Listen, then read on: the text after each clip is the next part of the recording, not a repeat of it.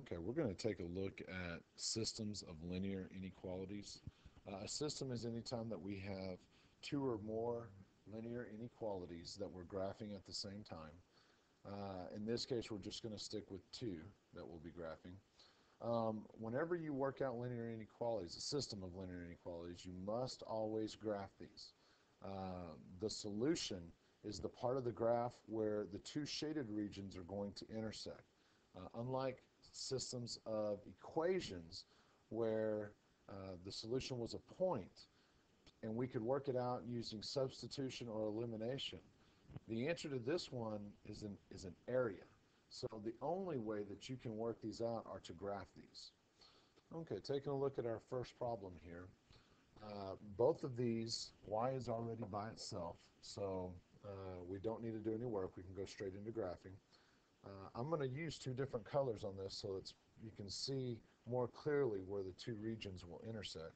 We'll start off graphing the top one, and my y-intercept is -4. So we're going to go down 4 and put a point.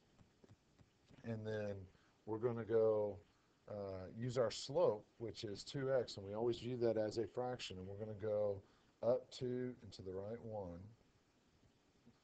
And then because our inequality symbol was a less than, it does not have an equal to bar, then we will draw a dashed line and because it is less than, we are going to shade down.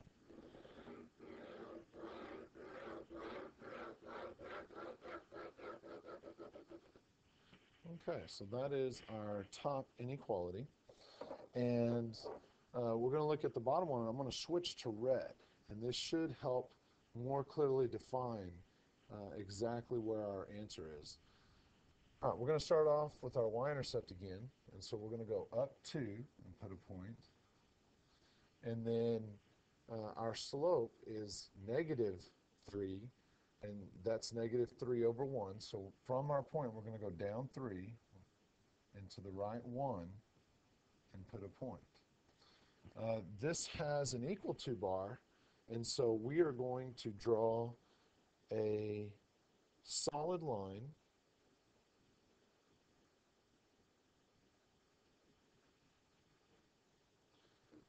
and then it's greater than, so we shade up. So up is going to be up here, and we're looking to see where the blue and the red are going to intersect. What I'm going to do is I'm going to switch colors again and use black. And I'm looking for all the areas where the red and the blue intersect, because that's my solution. And so I'm going to follow my line, and all this area right in here is where the two intersect, and I'm going to color it in a lot darker. And so this area in black is my solution because it was where the two linear inequalities ended up meeting. And that would be our solution. The other red and blue parts are not a part of our solution. That was just helping us find the solution. Okay, take a look at the next problem. Now this one, the y's are not by themselves. And so the first thing we have to do is get y by itself. So in this first problem, we're going to start off getting x by itself. We're going to minus 3x from both sides. That will cancel those x's out and leave me with a -4y is less than or equal to. We cannot combine the -3x and the -12, so we're just going to rewrite it with the x first. So -3x minus 12. Then we're going to divide by -4 to everything to get y by itself. And I'm dividing by a negative, so I have to flip my inequality symbol so that it's greater than. So we're left with y is greater than or equal to -3 over -4. Two negatives make a positive, but 3 over 4 does not reduce. So that just stays 3 over 4x.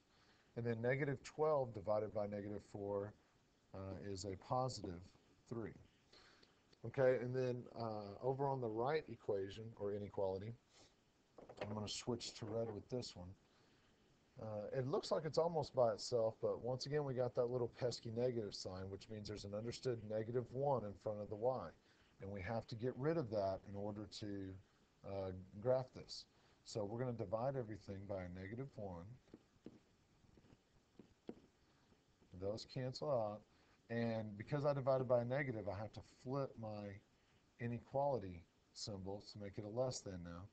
So we have y is less than -5x, and -3 divided by -1 is a positive 3 because two negatives make a positive.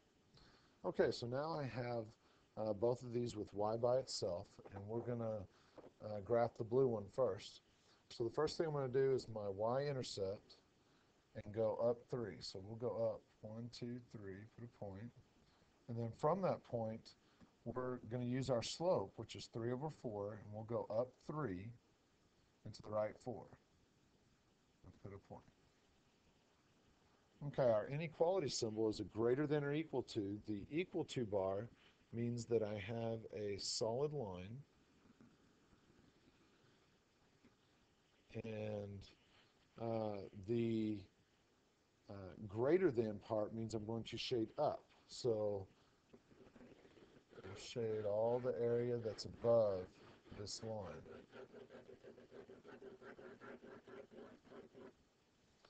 Okay, so our left inequality has been graphed, and I'm switching back to red to do the right one. Once again, we're going to start off with the y-intercept, so we'll start off going up 3, uses the exact same point there, and then our slope is -5, which would be -5 over 1. So we're going to go down 5 because it's negative, down 1, 2, 5, and to the right 1. And then when I look at the inequality symbol, it's just a less than symbol. Because it does not have an equal to bar, we're going to draw a dashed line.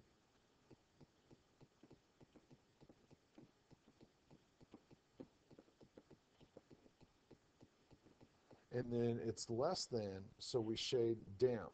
So down would be all this area right here. Okay, and once again, we are looking to see where the red and the blue will intersect. And I'm going to darken this in with black once again. So the area that goes from here all the way around, all this area is going to be the part that I can darken in. And this is the solution to our linear inequality.